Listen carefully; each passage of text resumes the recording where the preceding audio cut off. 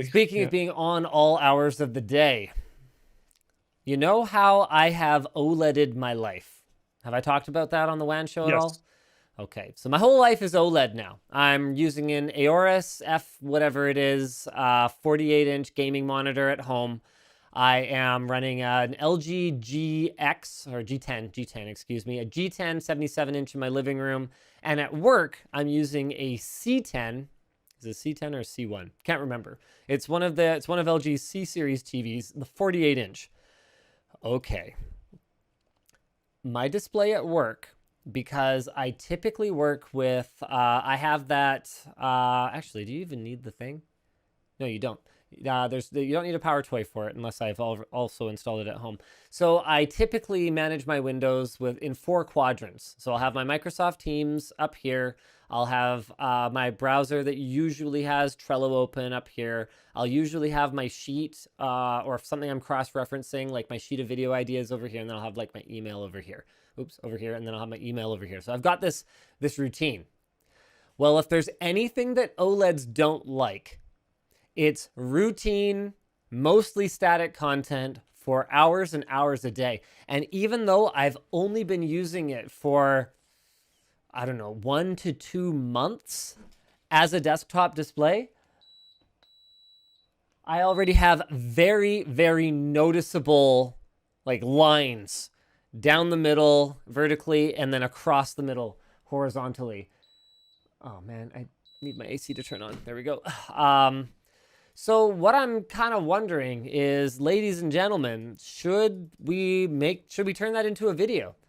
You know, talk about, okay, after this period of time, and I'll have to check and see exactly how long I've been using it. After this period of time, what are my experiences like using a TV as a monitor? I think absolutely. There's a lot of things that I hadn't really considered when I recommended that display as a monitor. For example, actually, you know, man, I should start writing some of these things down, because this is all just start forming the script. yeah, this is all content. You guys are watching the process right now. So it's quite typical for me to send an email to myself. So OLED experience. You know, I want to talk about you know, what it's like to not be able to have any desktop icons, you know?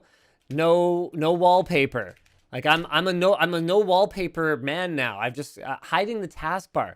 Hiding the taskbar sucks.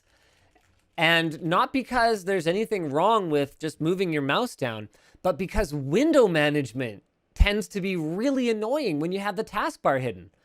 Either a window will go all the way down and the bottom of it will be hidden behind the taskbar, or sometimes they'll bug out and they'll get stuck above the taskbar, and then the taskbar will go down and then you've got a gap. More often than not, though, the problem is apps that go all the way down and then they'll have buttons. In fact, right now I have, yep, okay, check this out. I'm gonna display, I have my email up. Hold on a second. Let me just make sure this is safe. I want to be really good and sure that I'm not leaking anything here. Okay, see you later. That. Okay, yep, I think I'm good. I hope I'm good. Okay, here we go. So here I am. I'm making up a little script for myself. So let's go all the way down to the bottom of my display, where, look at this. There is a button right here. See that? And it is covered by my taskbar, which, wait, watch this. Doesn't auto hide right now, because sometimes he no auto hide. That's it. He just stay there, and we can easily verify my taskbar settings. Automatically hide the taskbar. Yeah, a little bit. Okay, you gonna hide now, buddy? You gonna hide now? What do you think? No? Okay. He no want to auto hide. So what am I supposed to do about that? And it's obviously not a problem if you don't hide the taskbar, but I would strongly recommend that if you're using an OLED display that you hide the taskbar. So it's just something that you're kind of stuck with. I'm so glad that it happened to bug out live, because that's something I can actually integrate into the video now. It doesn't work sometimes. Stuff hides behind it. Burn-in. Oh man, the auto dimming and brightening. Now, apparently, there's a way to go into the service menu on those LG TVs, and you can actually adjust that. You can tell it, okay, never auto brighten or never auto dim. But otherwise, anytime you load up full screen content that is all white, for example, it will drastically dim the display, and that's for both power management as well as to protect the panel. But what can be even more annoying than that, because that honestly doesn't bother me. Usually I would actually prefer it to be dimmer. What bothers me more is when you have a really small part of the screen that's white, it can end up being a searing white, even when you are not using HDR, just because the entire panel will go, oh, okay, we've got lots of power. Here we go, boys, let's juice it up. So getting that tuned is something you can do, but it doesn't change the jarring experience of it kind of turning up, turning down, turning up, turning down. And both the monitor, the Aorus monitor that I'm using at home and the LG TV that I have at work are kind of problematic.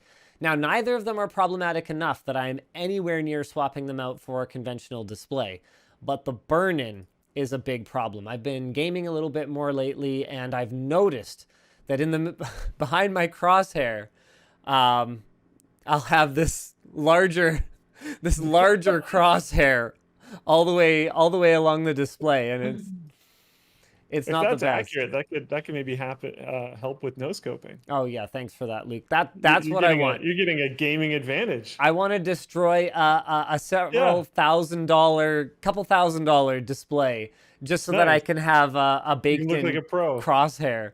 Yeah. Thank you for that. Awesome. They're absolutely terrible, atrocious.